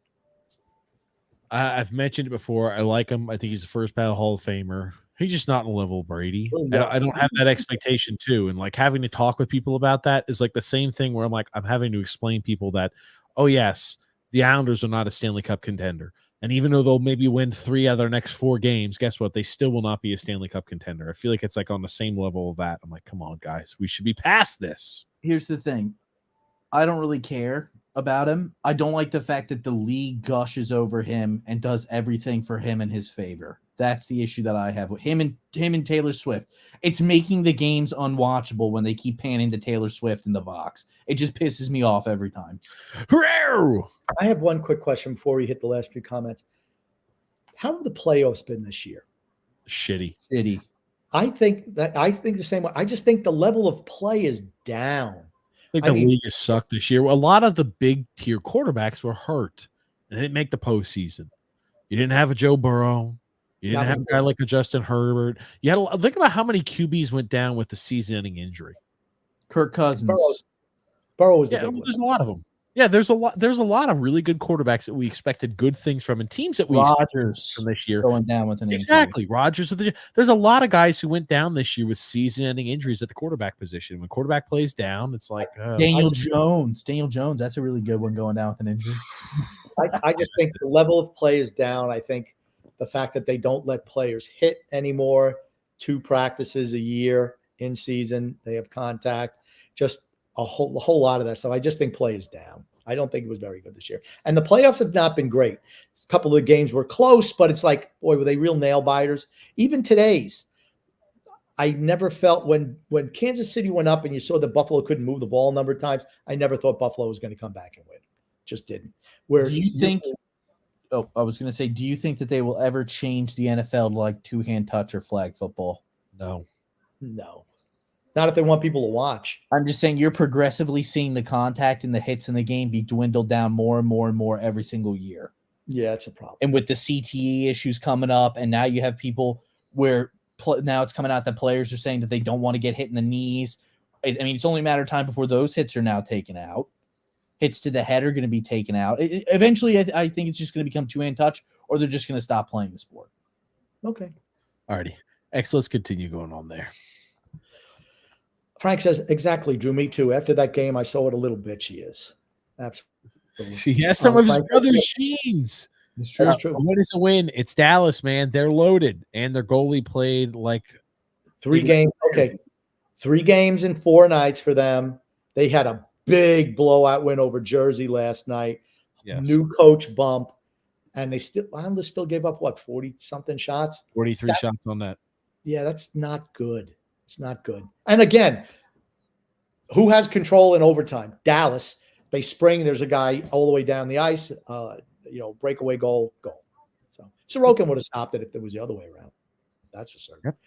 Yep. Alexander says, check out what I sent you, TJ. Oh, gosh. I can only imagine. Andrew says, good news for you, Grumpy, because a Roadhouse remake is coming out in March. Starring Jake Gyllenhaal and Conor McGregor. It's going to be awful. It's going to be terrible. Absolutely terrible. They're going to ruin Dalton. Just call it somebody else.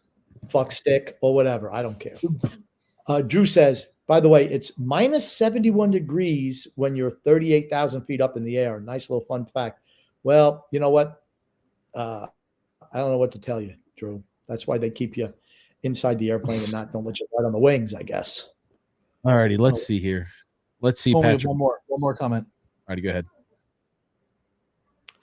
This says exactly, X-Man. The whole Swiftie crap makes them hateable. Yep. Yeah, I think they're easy to hate, and I kind of enjoy hating them. And I think most of America enjoys hating them right now. Well, you want to know why people hate them? Because they win.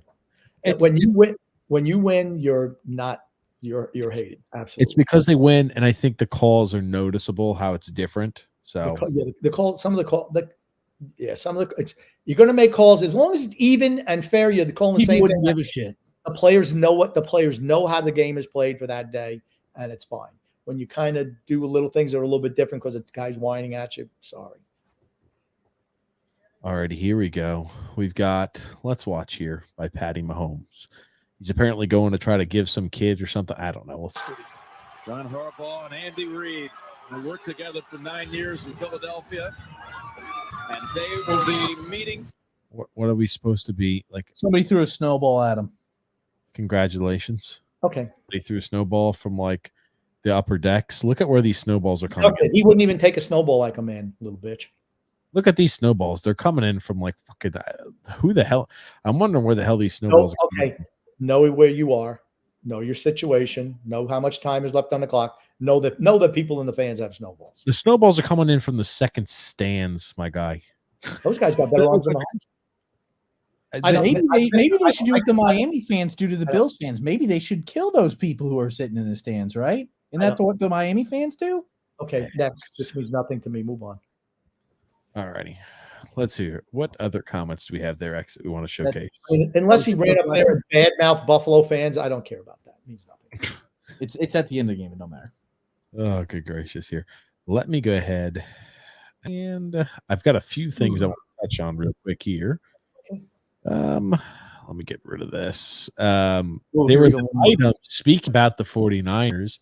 Rumor was apparently they tried to do anything in their power, Kyle Shanahan, to bring Tom Brady out of retirement this offseason to work with the 49ers. This is reported by ESPN. As what? Coach? As the quarterback. The plan was to have Brock Purdy ride the bench. They would have won. They guarantee they would have won. I guarantee you they would have won the Super Bowl if he was there. Why do you think Brady didn't play? I don't think they beat the Ravens this year. Ravens is too tough. Oh, fuck. Look at his ass. People's champion is the only one who could do it, though. He was done. After last year, he was finished. I think the Giselle divorce thing last year kind of sucked the life out of him, sucked the fun. Like, anytime, I'm not saying this is the warden or anything like that, but in a lot of marriages, the woman just sucks the life out of you after a while. And it just made him say, shit, man, she sucked out my love of football. Come on. Frank says, I didn't hear that, by the way. Heavily attempted. Well, he could have had him. Here's the thing. He could have had him when he left New England. Brady wanted to go there, but he was an asshole and said, no, I'm not doing it. Yeah, I saw Caitlin Clark got freaking death. She got bodied by a fan. Look at that fan just walked it off. It was like little body, tiny. Okay, not body. This girl, Caitlin Clark, is like one of the best college basketball players, women's college basketball players in the history of female basketball. And, she got bumped into, I guess, just recently is kind of the way I'll put it. I'll let you watch. I'll let you watch and make up your own opinions because I want to make it bigger so we can see the whole thing. I can't. I'll let you watch it first like this, okay? And then we'll go ahead and zoom in and we'll show you different angles. But I want to get your opinion on it, Grump. Can't see it. All right. Just hit play. Whoa! Bodied. She started to do a spinorama, Grump. Did you see that, buddy? What do you expect? It's a girl. A girl ran into a guy and she looks like a top. I mean, what do you expect? It was two girls. The girls ran into a girl, Grump. God, she got knocked over by a girl, and that by was a fan. A fan. fan. By a female fan. Hold on, Grump. I'll let you watch it. Here's a little closer. Here it is. Wow, this is the contact here. Maybe Did she not realize the game was over? Look at how she spins a few times, and then oh my God, she speaks about it. I forgot. This is even better. Kind of scary. Could have caused a pretty serious injury to me and knocked the wind out of me. But luckily, the teammates kind of picked me up and got me off the court. So Mahomes complained about the referee. Already came and apologized to me, so I really appreciate that. And this is what comes with the territory. I mean, I'm sure they tried their best to do whatever they could. Obviously, it didn't work, and that's disappointing. But what? I hate her. I hate her. She's a fucking complaining machine. She was the one who complained last year when I lost to LSU too. I hate her. I will never root for her. Not that I even care about women's basketball, but if I hear her name, I'm gonna say she's a piece of shit. Here's the thing. It's women's basketball. No one ever storms the court because guess what? I'm surprised. Maybe they were doing lost. Maybe they were filming a movie. So this is what happened at the end. We got to have everybody rush the court because it's certainly not watching girls basketball. Sorry. Well, here's the thing. It was Iowa who's a top-rated team against Ohio State. They lost. So maybe she's got a little loser's lament as well. Look at her down here. You'll see it's kind of pixelated. But Grump, watch her do like 3 spins here real quick. Wow! Oh, it took the breath out of me. Are you trying to tell me to believe? What are you looking at? What the fuck are you looking at? You're walking straight towards her. What the fuck are you looking at, my guy? She's right in your line of vision. I mean, come on. I guess what happened? I guess you can pick her on any play, right? Just set up a pick. Whoa! Down to the out for the season. Wimbledon. You have the fan. The fan's got their arm up in the air. Look at this. She's not even looking to get hit. She makes contact, but here's the thing. I'm like, dude, she pushes the fan. She starts the fan. Think about it. This NARP. This girl who's there is a non-athletic regular person just going to celebrate. She doesn't even fall down. Look at this fan. If I was out there, I would have lowered the shoulder and I would have given I would have given the Goldberg spear. Boom! I was going to say one thing though, Grump, that's a harder hit than Mahomes has ever taken his entire career. Absolutely. She looked like Patty Mahomes doing a little ballerina spin. Do you think Mahomes would have had like a ventilator on if he took that hit? Because the wind would have been knocked out of him so bad that he couldn't breathe. Oh gosh, I'm trying to see if I can get a zoomed-in version of Caitlin Clark. It doesn't matter. I've seen enough of her already. She complained about something last year. Sorry, Frank says I used to like them, but Swift, and then when they screwed the Jets, that was a BS. Absolutely, and that was another call that was really, really, really late and wasn't even a penalty, and they threw that because they get those calls. When you're good, like we said about Real Madrid earlier today, when you're the favorite team or they're investing in you, you tend to get those calls. When you're the loser team, you tend not to get them. In the playoffs, it should be a little bit. Good, Grumpy. Finish up. I'm sorry. Drew says, it's okay, Grumpy. Brady now spends his career throwing a football at drones for Mr. Beast. I don't know what that means. Mr. Beast. Okay, so let's watch here in slow motion. She's trying to avoid her, and this girl, she shoves her too. That's what I said. She shoved her. Yeah, what the hell are you doing shoving her?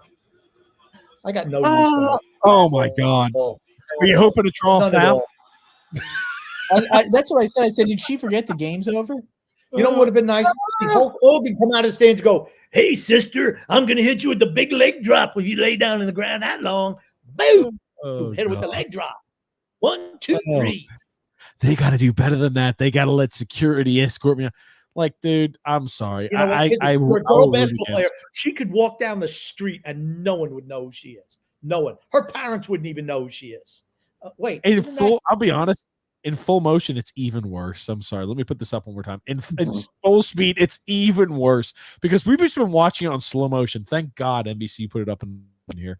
Let's just watch in full speed. You don't want to see this happen to a player that's as highly as Caitlin Clark, but you don't really want to see this happen to a player, period. And even though Gene Smith, the AD, Kevin McGuff, coming right away.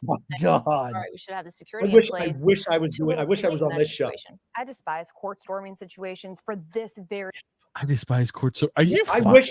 reason. It's just dangerous. You don't know what anyone's going to do. No one has control of the situation.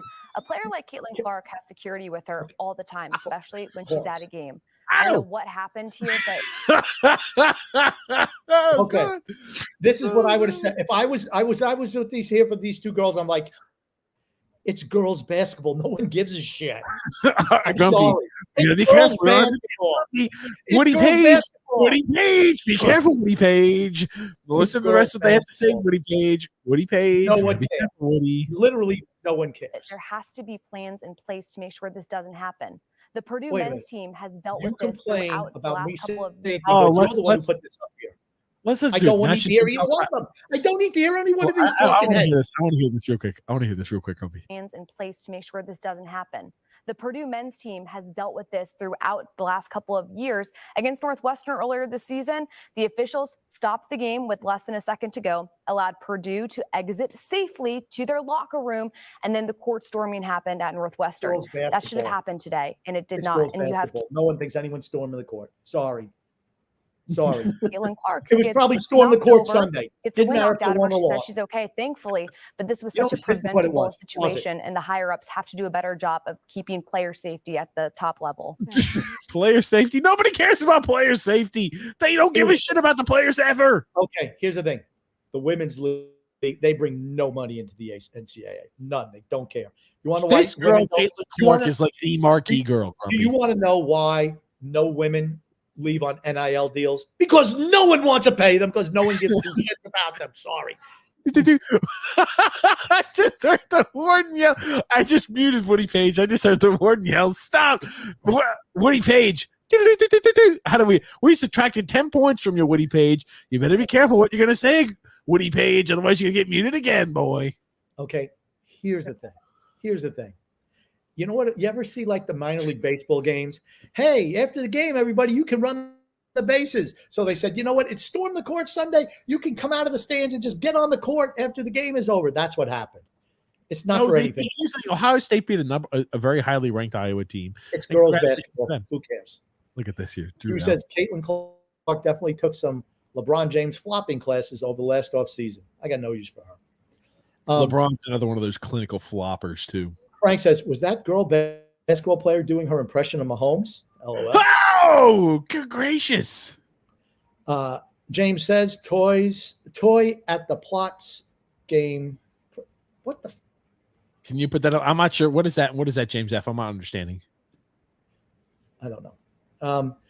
Frank says it was obviously an accident. No, I think the Caitlin Clark girl ran into it because she was pissed off they lost. That's what happened. Says, TJ, why are you playing this situation off of NBC? You knew all you were going to hear was some woke BS about court storming, in my opinion. Yeah, they should have me on that show. Can you name any women's basketball player who left? I mean, You would last. You want to know how long you would last on any sort of major syndicated televised event? a long time. A long time. You would be maybe 1 week. Maybe 1 week. That would be. And I would unless have you sort of such a bring cult some- following. I would have a cult following. I'd be bigger than Pat McAfee. No, you wouldn't. Absolutely. Failing Sand League says Caitlin Clark is right. I was in Boone when App beat Auburn in the B-ball earlier this season when the fans stormed the court. The police created an I-shaped formation to protect AAU player coaches from the fans. All right. You know what happens when that happens on the football field? The football players get ready to fucking kill somebody if they come walking in. You know what? You're a college athlete. You should be able to defend yourself with somebody who's just running up across the street or running to celebrate. If you get tamered for your life, you're weight training, you're a big bastard, be ready to body somebody. I'm sorry. You're not going to catch any sympathy from me. If people celebrate on the field, great. Celebrate. Enjoy it. Don't be afraid. Just go about your life. Suck it up, Buttercup. Jay. Jay said, Caitlin better call Saul. Sue the university. I like that one, Jay. Oh, God, here. Goon Goon Grump. Does Raiders head coach Antonio Pierce regret his role in Plaxico Berra's gun and say, Plaxico Berra shot himself, the dumbass? Derailed a really good Giant season, too. Yep. I really thought they were going to have a chance to win a Super Bowl that year, too. James says, Roy at the press conference. Can you put that up? Oh, Waugh. You kept calling it fucking Roy, and that's what was throwing me for a loop, Grumpy. It said Waugh. Toy. It said toy. The only one said toy, and it said plot. So, I mean, I don't know what those words mean. I mean, I know what they mean, but not in that context. Gungu says, is a tuna fish sandwich better with mayo? Oh, ugh, I would never eat any of that. Neither. Why is that even? Oh, sorry, Gungun. That comment never should have made it, ever. Drew says, I agree. Grumpy would be bigger than Pat McAfee, but usually people who are talented at their job never get promoted that high to begin with. That's true. Very true. All right. I just call him the truth. They just the truth. The grumpy old man. The truth with the grumpy old man. Not sure. Oh my gosh. I also have a new video show that I'm thinking about doing. Oh God. Who's that Grump? Life of Grump. Mistakes old people do. Calling AI Al. That should be your first episode. Calling AI Al. That should be your first episode. I was thinking about me and the warden were doing practicing twerking today. Oh my God, it was so bad. I'm getting pretty good at it now. Alrighty, I want to show you this. So you look at the game. Hold on. Okay. How did this happen? Was it a 4-on-2? What the fuck happened here? Defensive play to take it from him, and now Barzell start. What the hell were the Stars doing? Look at the Stars, by the way. I'm confused. From him, and now Barzell starts ahead, banked it on for Bo Horvat with a path to the net. Horvat, winner! What the fuck were the Stars doing on this 3-on-3? No idea. No idea. I don't know why that guy was pinching up. You see a guy rushing out. I don't know what they were doing. Yeah, I'm not sure we're going to be in the Patrick Waugh interview just quite yet. Maybe it might come later. But there's one more thing I did want to show up. Remember how I showed you last week how they beat Texas and they were doing the horns down thing? Beat who? Do you remember I showed UCF, University of Central Florida, beat Texas, and they acted like it was a huge game to win. Do you remember I told you about, or we showed you that? And he at the post-game presser was upset about how they were celebrating like they just won the national championship. Here was his words after that. The reason I'm showing you this, it's a little bit of humble pie coming his way. I'm a big believer in, you win the right way, you lose the right way. And, I tell my guys, whether you win or lose, you win the right way. You lose the right way. You carry yourself the right way. You don't go through the handshake line or prior to getting to the handshake line and have about 6 or 7 guys putting the horns down. We don't do that, because when you do those kind of things, it looks very classless, and it also looks like you were just hoping to win. We never go into games trying to hope to win. We go into games expecting to win. So we don't act like that. We expect to win. We don't jump up and down act like we won a national championship. We sure don't step on anyone's home court deal and act crazy and try to show them up in any way. We don't do that. So that's who is this guy? Is this? And I was letting those guys know we don't do that. You guys. Grump, it's at the end. God damn. Can you not wait 5 seconds? This guy. I've been trying to tell you this is basketball team. Grumpy, I just you not see he's wearing orange and he's got Longhorns behind him? So this is paying attention to what I just said. It sounds like he's talking. I don't know what it sounds like. Another like. team was doing horns down to Texas. Okay, so he was calling the other team classless. I just want to know what. Yeah. Oh my Thank God. you. Yes. Was Grumpy not paying attention last week too? Okay, yeah. So we add that one to the podcast mistakes old people make.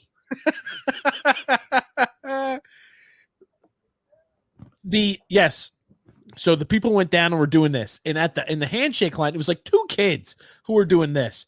And the handshake line, he was the first person to give handshakes, and he starts pointing and chastising those players. How dare they do that going through the handshake line? And this was his end result. This was what he was talking about, how upset and angry he was that those players were doing that. So listen to the last 10 seconds. One, hey, we shake your hand, tip our hat to you, but we're not going to let you act that way in our building. You're not going to do that. You're not going to put your horns down and do all that nonsense. We're not going to let you act that way in our build, Grump. That's not going to happen. Well, there was a big game. That happened the same week when they beat Baylor. And I want you now to look when we zoom in a little bit here, Grumpy old man. We're going to go and now watch. Let's watch our head coach. It's 73-73. 5.1 seconds left in their own building. And here comes Hunter. Coast to coast. Oh! There's our coach. Yeah, we'll jump it up and down, acting like we just won the national championship the week later. I tell you one thing. If you're going to come out there and make some sort of huge statement that, oh, man, they're not going to allow you to do this, it's disrespectful, you cannot be doing the same thing literally the next week. The difference, though, I think that he's talking about is doing the horns down is disrespecting the team. It'd be like if they walked over to Baylor and just had a stuffed animal of whatever the hell. What's their mascot? A bear cat? Bear. And just decapitated it right in front of their bench. When they win, they do this. This is how they celebrate.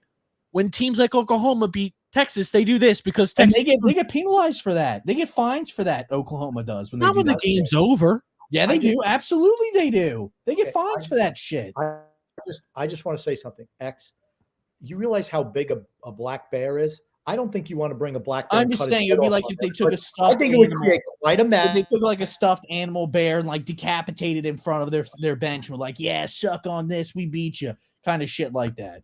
You think slitting a bear's throat is the way to go? Not an act due to stuffed animal bear. Or you think slitting you realize they're not allowed to even do this anymore because people think that that's not appropriate. But you think cutting off PETA would be, dude, it's a stuffed animal, not a real bear. Stuffed animal police would be all over your ass. They don't listen to what people actually say. Splitting the Another throat episode. of a Dude, these episodes are writing themselves.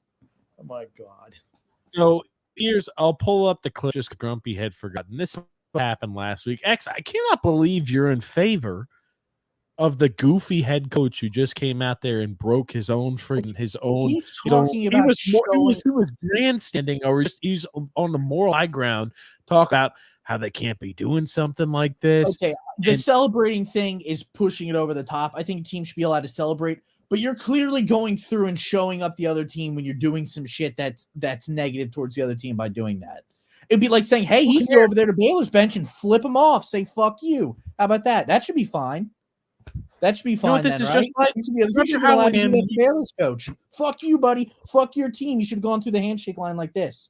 Gave him knuckles like that. Fuck you. That all the way down. Right? I don't think is he ever going to stop fucking talking? God damn, Grumpy. What? He's killing me today. Hold on. I don't think they should shake hands after game. That'll stop that. No more shaking hands. We fucking won. That's for the Islanders. X, do you remember when Ken used the Superman thing? Yeah. Do you remember he used to do the Superman thing? Just go, ah! And when people would make a sack or they'd stop him on the goal line and stop Carolina, they used to do the Superman thing right back at him. You weren't a big fan of that? There's a difference. That has nothing to do with the actual team. That has to do with Cam Newton. That's not with the team. It has nothing to do with the team. You are absolutely what? He's part of the team, though. I just think it has nothing to do with the team. That's what an individual on the team does. You want to know why they should just cut down on all that stuff? Because eventually someone's going to get so pissed, something bad's going to happen. Eventually. That's why they kind of cut down on the taunting rules, because it just makes the other team angry. I just don't think it's worth doing. That's all. Oh, here it is. This is what they got all pissy about. They're not doing it to the players, are they? Do it to the fans. That's classless. That's class. Shake your fucking hand, you classless coach, and get to the back of the line, my friend. Shake the hands. Go back to your room because you lost. Don't be trying to chastise another team after you just got fucking embarrassed on home court. You're upset you fucking lost, and you went out on a 1.5-minute complaining streak about why you felt like you had to go ahead and try to freaking make some sort of issue with another team that came in and kicked and whooped your ass. But when it was your team, you know what I think? I think if they play UCF next at home, they should get a picture of UCF after they beat them and take a shit on it right in the middle of the court. That's what they should do. And you should be okay with it, DJ. That should be fine. That's the same. Doing that this. Should be fine. It's the same exact thing.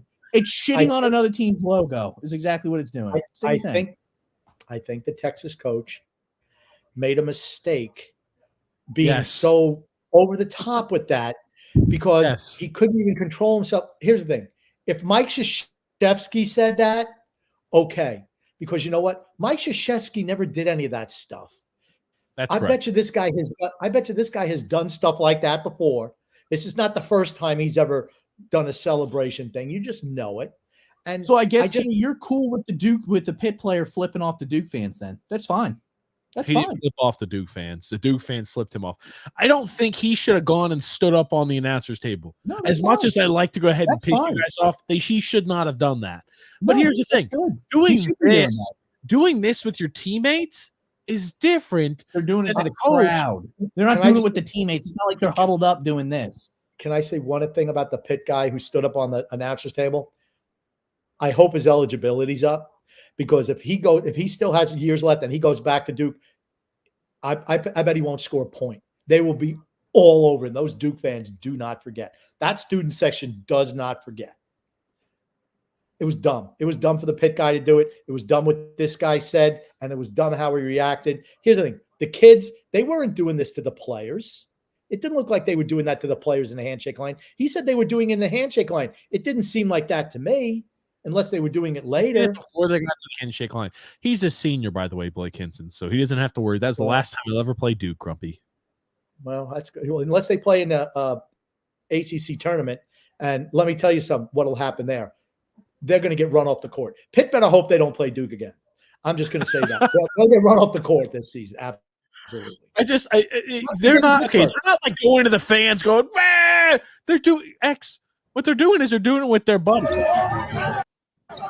Look at this. Yeah, they've got a whole bunch of people here. They're doing it with their buds, like, "Yeah, we beat you." Who cares? They're trying to shake his hands, and he won't shake his hands because he's too busy bitching and moaning. I hope Texas loses every fucking game the rest of the year.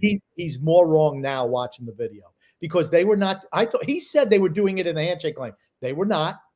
They were in their little group, and they want to do that. They did that. They won. It happens, right? I mean, last few seconds. We'll just watch the last few seconds just to play it in its entirety.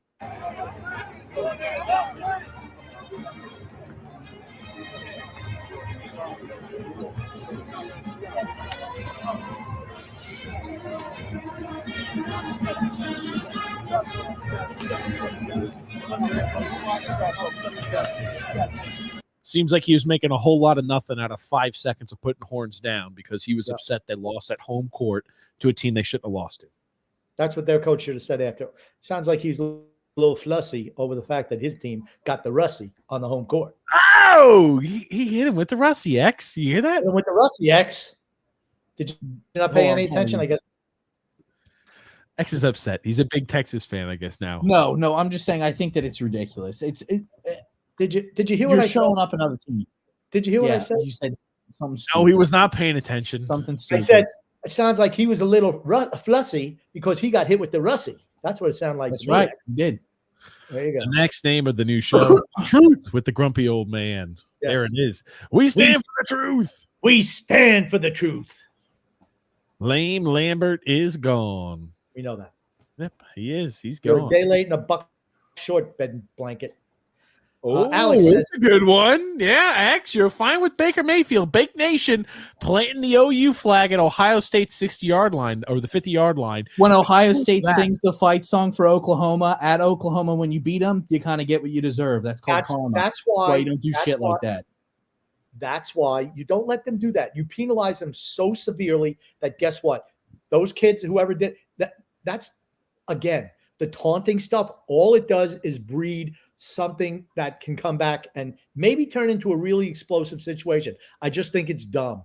You show, like Barry Sanders said, show like you've been there before. That's what you should do. That's why Barry Sanders never celebrated when he scored a touchdown. Nope. There you go. True L. That So was apparently the dad's Bills are so mad that they turned off the hot water to the Chiefs locker room. Well, here's the thing. Sean McDermott should be fired. On tomorrow, you should be reading at 9 o'clock in the morning. Hey, update. Scrolling at the bottom of the news. Sean McDermott is fired. They didn't even as soon as he walked in the doors, they said, hey, we want you to meet here real quick with the general manager and general manager. How's that for a spot for Bill Belichick if he gets fired? That would be a pretty good spot, I think, for him. That script would hate him. That script writes itself. That would be so perfect.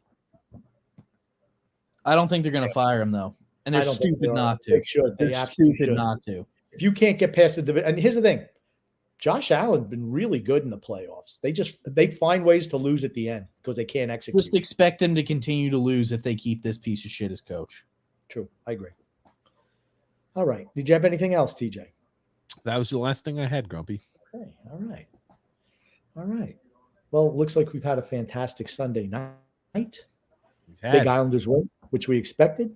Chiefs win, which TJ expected. I was not rooting for the Chiefs. I was hoping Buffalo would win. I wasn't pulling for the Chiefs either, but still. Yeah, Buffalo, they lost. They didn't. It's not that Kansas City won it. Buffalo lost. They executed plays, but the Bills lost it. I thought their coaching was dumb down the stretch and got to catch balls and hit field goals. Sorry. Yep, I agree, Grump. Absolutely. What do you want to say before we wrap things up, Grumpy and Sunday? I want to say love and laughter to everyone who listens and even those who don't. From TJ, the grumpy old man, and Sunex. And Sunex, what do you want to say before we wrap things up here today? Just want to thank everybody for commenting, getting involved. Had a great show as always, and we'll see y'all next time. Thanks so much, everybody, for listening to the show here, commenting in, sharing your thoughts and opinions, being with us here for, I'd say, a pretty lackluster divisional round of the NFL playoffs. Thanks so much, everybody, for watching. Thank you, Grumpy. Thank you, Sunex. We'll see you guys next time. We'll see you Thursday, 9 p.m. Eastern Standard Time. Hit the thumbs up button if you like the show. Absolutely, Frank. Thanks for the reminder. Hit the thumbs up button, guys. Do the Anaheim Ducks have fans? No. They have the friends and family league there as well. Yes, they do not have any fans. Thanks so much, everybody, for watching. We'll see you Thursday, 9 p.m. Eastern Standard Time.